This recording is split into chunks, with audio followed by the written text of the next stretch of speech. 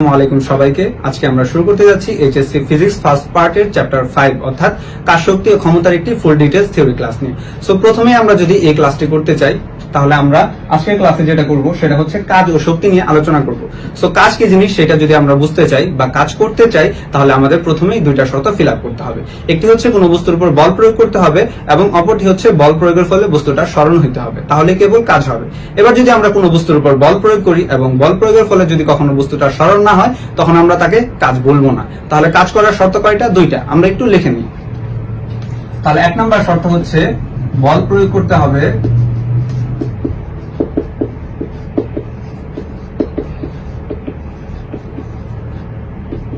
2 নম্বর শর্ত হচ্ছে সরণ হতে হবে। তাহলে এখানে এই বল বলতে আমরা কি বুঝতেছি? বল মানে কোনো বস্তুকে ধাক্কা দেওয়া। আর যদি আমরা ফিজিক্সের ভাষায় বল কি জিনিস সেটা বুঝতে চাই তাহলে বল হচ্ছে যা স্থির বস্তুর উপর ক্রিয়া করে, গতিশীল করে বা করার চেষ্টা করে, এবং গতিশীল বস্তুর উপর ক্রিয়া করে, গতির পরিবর্তন করে বা করার চেষ্টা করে, তাকে আমরা কি বলবো? বল বলবো। তাহলে জিনিসটা যদি আমরা এক্সাম্পলের সাহায্য নিই তাহলে এখানে হচ্ছে একটি পাথর ছিল এই বিন্দুতে, এখানে মিস্টার হাবলু দাঁড়িয়ে ছিল, সে কি করলো? পাথরটিকে বল প্রয়োগ করলো, মানে ধাক্কা দিল। তাহলে এক পরিমাণ বলে ধাক্কা দিল। কিছুক্ষণ পর দেখা গেল যে পাথরটি এ বিন্দু থেকে বি বিন্দুতে এসে পৌঁছালো টি সময়। তাহলে পাথরটাকে ধাক্কা দেওয়ার ফলে পাথরটা সরণ হয়, তাহলে সরণের ফলে বস্তুটা এ থেকে বি বিন্দুতে এসে পৌঁছায়। তাহলে একে আমরা কি বলবো? কাজ বলবো। তাহলে এটা ধাক্কা দিছে, তার মানে কি স্থির পাথর ছিল, তাকে গতিশীল করছে, তাহলে একে আমরা কি বলবো? বল বলবো। এবং গতিশীল করার ফলে কি হয়েছে? বস্তুটা সরণ হয়েছে, যার ফলে আমরা কি বলবো? কাজ বলবো। কারণ কাজ করার শর্ত কি? এই যে দুইটা, বল প্রয়োগ করতে হবে এবং সরণ হইতে হবে। তাহলে এই অধ্যায়ে আমরা কি নিয়ে আলোচনা করব? কাজ কিভাবে সম্পাদিত হয় সেটা নিয়ে আলোচনা করব। তাহলে এবার কোন ধরনের বল দ্বারা কাজ সম্পাদিত হয় সেটা নিয়ে আমরা আলোচনা করব। সাধারণত এই অধ্যায়ে আমরা দেখব যে দুই ধরনের বল দ্বারা কৃত কাজ সম্পাদিত হয়। একটি হচ্ছে ধ্রুব বল দ্বারা কৃত কাজ, অপরটি হচ্ছে পরিবর্তনশীল বল দ্বারা কৃত কাজ। তাহলে এবার জিনিসটা কি আমরা একটু দেখি। তাহলে বল সাধারণত দুই ধরনের হয়। একটি হচ্ছে ধ্রুব বল,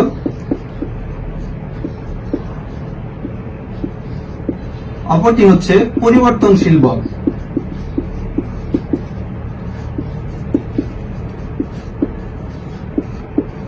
আজকের ক্লাসে আমরা পড়বো যে ধ্রুব বল দ্বারা আসলে কিভাবে কৃত কাজ হয়। তাহলে কৃত কাজ পড়ার আগে বোঝার চেষ্টা করবো যে ধ্রুব বল জিনিসটা কি।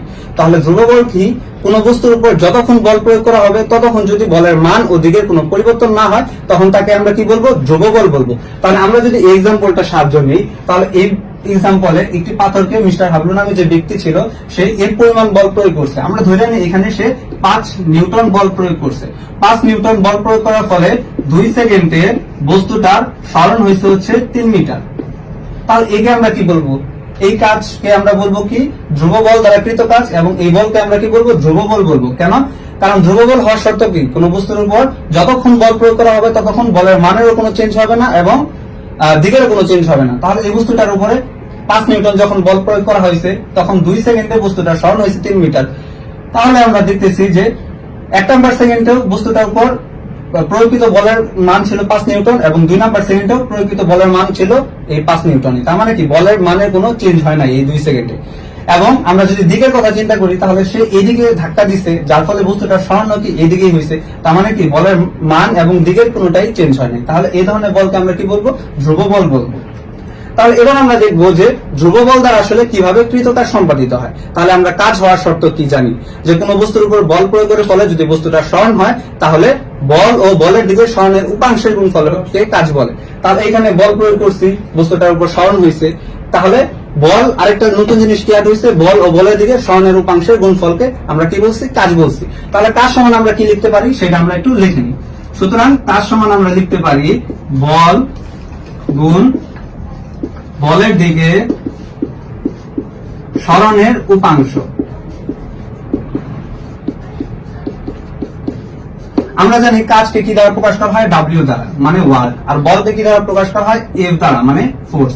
এবার বলের দিকে সরণের উপাংশ যদি লিখতে চাই তাহলে আমরা কি লিখবো? উপাংশ লিখতে হবে। এবার উপাংশ মানে কি? উপাংশ হচ্ছে একটি বাহুকে দুটি অংশে বিভক্ত করাকে কি বলে? উপাংশ বলে। এখন আমরা এই উপাংশটা কিভাবে বের করব সেটা যদি আমরা বুঝতে চাই তাহলে আমাদের খুব সহজে একটি উদাহরণের সাহায্য নিতে হবে। তাহলে আমরা যদি একটি উদাহরণের সাহায্য নেই তাহলে আমরা এখানে দেখবো একটি গোল পোস্ট আছে।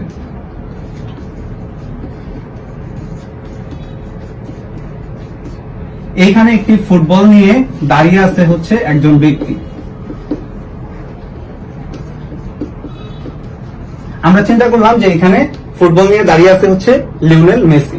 কেন? সে হচ্ছে একটি প্লান্টি পেয়েছে, সে এবার গোল করবে। তাহলে এইখানে যে গোলকিপার দাঁড়িয়ে ছিল সে হচ্ছে কি ব্রাজিলের একজন গোলকিপার বা ব্রাজিলিয়ান গোলকিপার। তাহলে সে কি এই মেসির মানে শটটাকে কি প্রতিরোধ করতে পারবে না মেসি গোল করতে পারবে? তাহলে এটা যদি আমরা দেখতে চাই তাহলে আমরা দেখবো যে মেসি যদি ফুটবলটাকে শর্ট করে তাহলে মেসি ফুটবলটাকে শর্ট করলো। তাহলে শর্ট করা মানে কি মেসি ফুটবলটার থেকে এফ পরিমাণ বল প্রয়োগ করলো। এবার যে গোলকিপার ছিল ব্রাজিলিয়ান সে কি চেষ্টা করবে? সে ভাববে এদিকে বল মানে শর্ট করছে, এই জন্য সে কি করবে এদিকে লাভ দেবে বা একটা ড্রাইভ দেবে বলটিকে ধরার জন্য। কিন্তু সে কি ধরতে পারবে? না, সে ধরতে পারবে না। কারণ কি মেসি কখনো প্লানটি মিস করে না। তাহলে মেসি কি করবে? একটু চালাক টাইপের খেলোয়াড়। তাহলে সে কি করবে থিটা পরিমাণ কোণ বা অ্যাঙ্গেল করে এই দিকে শটটা দিয়ে দিবে, যার ফলে কি বোকা গোলকিপার সরে যাবে এদিকে, বলটা থিটা পরিমাণ কোণ করে যেহেতু সরণ এইদিকে হবে তার মানে কি গোল হয়ে যাবে। তাহলে আমরা দেখি যে সে থিটা পরিমাণ কোণ করে এই দিকে অ্যাঙ্গেল করে শটটা দিয়ে দিল। তাহলে সরণ হয়েছে এইদিকে। তাহলে বল এবং সরণের মধ্যবর্তী কোণ যদি চিন্তা করতে চাই তাহলে কোণটা হচ্ছে কি থিটা পরিমাণ কোণ। তাহলে এই জিনিসটা কেন হলো? কারণ আমরা ম্যাক্সিমাম ক্ষেত্রে দেখি যে ফুটবলকে যখন শর্ট করা হয় ফুটবলটা কি করে উড়ে চলে যায়। তাহলে এইটাকে আমি দিলাম কি যে উড়ে দিক দিয়ে চলে গেল গোল হওয়ার জন্য। তাহলে এই জিনিসটা আসলে উড়ে কেন গেল? বল প্রয়োগ করা হয়েছে এদিকে, বস্তুটা সরণ এদিকেই হইতে পারতো, এইদিকে না হয়ে এদিকে কেন হইলো?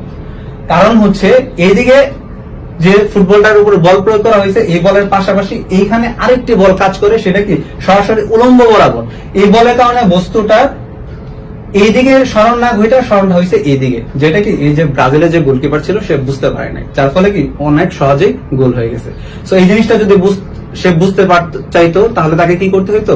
এই আমাদের আজকের ক্লাসটা করতে হইতো। সে যদি করতে পারতো বা করতো তাহলে সে কি এই ধরনের ভুল করতে পারতো না, তার মানে কি তাকে গোলটাও হজম করতে হইতো না। সো আমাদের এই গোলের মধ্যেও বা খেলার মধ্যেও আমাদের ফিজিক্স আছে।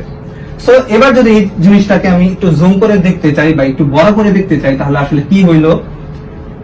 মেসি যখন বল প্রয়োগ করলো, আমরা চিন্তা করি বলের পরিমাণ হচ্ছে এফ, তাহলে বস্তুটা সরণ হয়েছে এইদিকে, তাহলে সরণ হচ্ছে এইদিকে, তার মানে কি এস পরিমাণ সরণ হইলো। এফ বল প্রয়োগ করার ফলে বস্তুটা সরণ হয়েছে এস, এর মধ্যবর্তী কোণ কত? থিটা পরিমাণ কোণ। আচ্ছা, এবার উপাংশ মানে কি বুঝি আমরা? একটি বাহুকে দুটি অংশে বিভক্ত করা, তাই না? এবার উপাংশ যদি আমরা বের করতে চাই তাহলে যতটুকু অংশে সরণ হয়েছে ততটুকু অংশে সরণ হওয়ার জন্য কতটুকু পরিমাণ বল প্রয়োগ করা হয়েছে সেটা যদি আমি বের করতে চাই তাহলে আমাদের এখানে কি একটা সরাসরি লম্ব টানতে হবে। তাহলে আমরা এখানে একটি লম্ব টানলাম।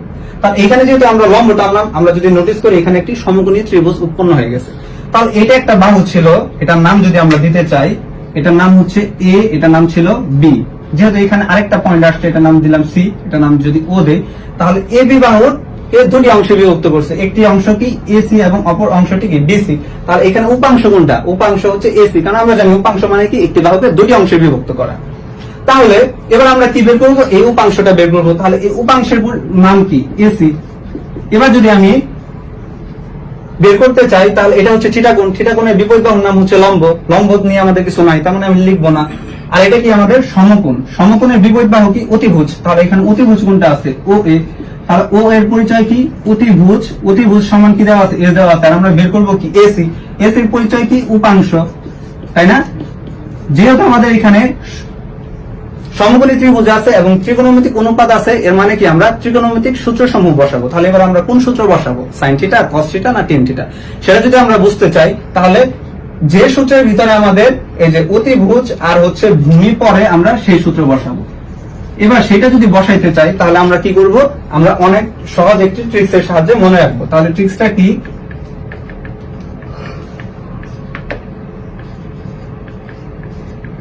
সা লে ও গাছে কু ভুয়ো তেল ভু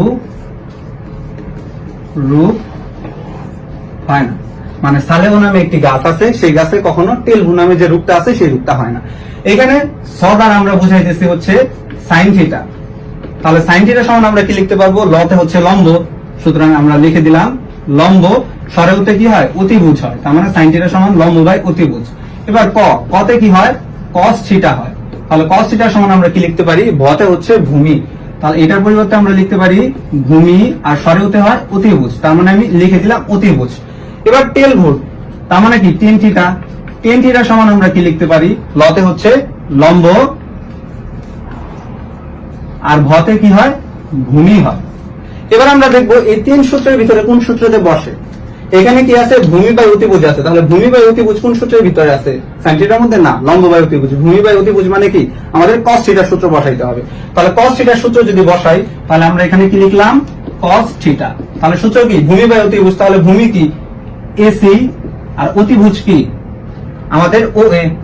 তাহলে AC এর মানটা বসাই দেই S এর মানটা হচ্ছে ভূমি, তার মানে কি ভূমির মান দেওয়া নাই, আর হচ্ছে O এর মানটা হচ্ছে S, আমরা S দিয়ে দিলাম। সুতরাং আমরা cos থিটা সমান কি লিখতে পারি, AC ডিভাইডেড S। এবার আমরা কি করতে পারি, যেহেতু উপাংশ বের করবো, তার মানে আড়াআড়ি গুণ করবো। তাহলে আড়াআড়ি গুণ যদি করি, এটা নিচে মনে মনে 1 আছে, এই 1 এর সাথে এটা যদি গুণ করি, তাহলে AC সমান S cos থিটা হয়। তাহলে এই S এর পরিচয় কি, উপাংশ, তার মানে আমরা খুব সহজেই উপাংশটা বের করে ফেললাম। তাহলে এবার S এর এই যে এদিকে কি ছিল, বলের দিকে সরণের উপাংশ, তাহলে বলের দিকে সরণের উপাংশ কত ছিল, AC। তাহলে আমরা AC লিখে দিলাম। তাহলে এখানে কি ছিল, F বল, আর S এর পরিবর্তে আমরা কি লিখতে পারি, S cos থিটা। তাহলে S cos থিটা সরাসরি লিখে দিলাম। সুতরাং বলের কাজের সূত্র কি, বল গুণ বলের দিকে সরণের উপাংশের গুণফলকে আমরা কি বলবো, কাজ বলবো। এখানে থিটা মানে কি, থিটা হচ্ছে বল এবং সরণের মধ্যবর্তী কোণ, ঠিক আছে। তার মানে আমরা খুব সহজে চাইলে কাজের সূত্র যেটি, সেটি হচ্ছে W/F cos থিটা, এই সূত্রটা প্রমাণ করতে পারি। তাহলে এইখানে আমরা ভূমি বরাবর উপাংশ যেটা বের করছি, সেটা ছিল কি S cos থিটা। এবার যদি আমাদের কখনো বলে যে আনুভূমিক তল বরাবর কোন বস্তুর সরণ হয়, তখন আমরা কি বলবো।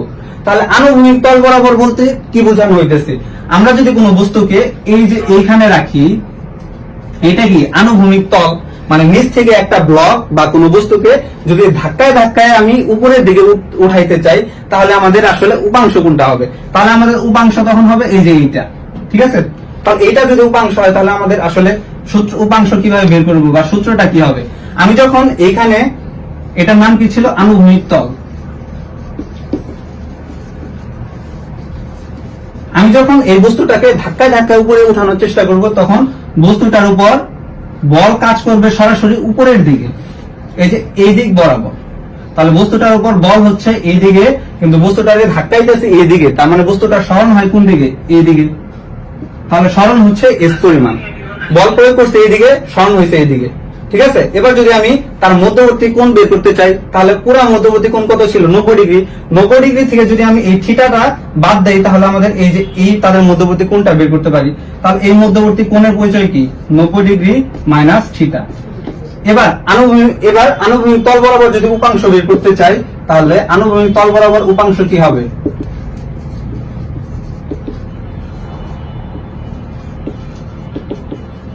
তার সূত্র কি ছিল আমাদের, W/Fs cos থিটা। তাহলে আমি Fs লিখলাম, cos লিখলাম। এবার থিটা পরিচয় কি, 90 ডিগ্রি থেকে যদি আমি থিটা পরিমাণ কোণ মাইনাস করি, তখনই কি আমরা এই যে এই থিটাটা পাবো। তাহলে আমরা কি করলাম, 90 ডিগ্রি মাইনাস থিটা। তাহলে কি হয়, Fs cos কিছু নাই, মানে মনে মনে এখানে 1 আছে, তাহলে আমরা কি লিখতে পারি, 1 গুণ 90 ডিগ্রি মাইনাস থিটা। আমরা কি জানি, ত্রিকোণমিতিক অনুপাতে যদি কখনো মান আমাদের কি বেজোড় সংখ্যক হয়, তাহলে আমাদের যে অনুপাতটা আছে সেই অনুপাত চেঞ্জ হয়ে যায়। তাহলে এখানে যে কোণের পরিমাপ আমরা করছি, কোণের সামনে আমাদের কি এখানে বেজোড় সংখ্যা আছে, তার মানে বেজোড় সংখ্যা যদি হয়, তাহলে অনুপাত কি হয়ে যাবে, চেঞ্জ হয়ে যাবে। যেহেতু cos থিটা আছে, তার মানে কি cos থিটা থেকে sin থিটা হয়ে যায়। তার মানে আমরা কি লিখতে পারবো, যা ছিল প্রথমে Fs, তাহলে আমরা ওইটাই লিখলাম। তাহলে cos 1 থাকার কারণে কি cos থিটার অনুপাত চেঞ্জ হয়ে যাবে। তাহলে যদি চেঞ্জ হয়, তাহলে এটা কি হবে, sin থিটা, ঠিক আছে। তার মানে আমাদের আনুভূমিক তল বরাবর যদি আমরা কাজ বের করতে চাই, তাহলে আমাদের তখন কোন সূত্র বসাইতে হবে, W/Fs sin থিটা।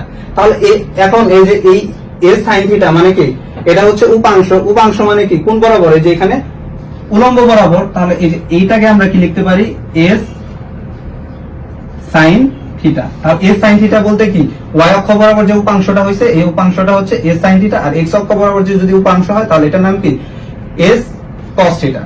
তার মানে আমরা কাজ বের করতে পারি যদি কখনো আমাদের আনুভূমিক তল বরাবর উপাংশ বা আনুভূমিক তল বরাবর কাজ বের করতে বলে তখন আমরা এই সূত্র ইউজ করব, আর যদি আমাদের ভূমি বরাবর কখনো কাজ বের করি তখন আমরা এই সূত্র ব্যবহার করব।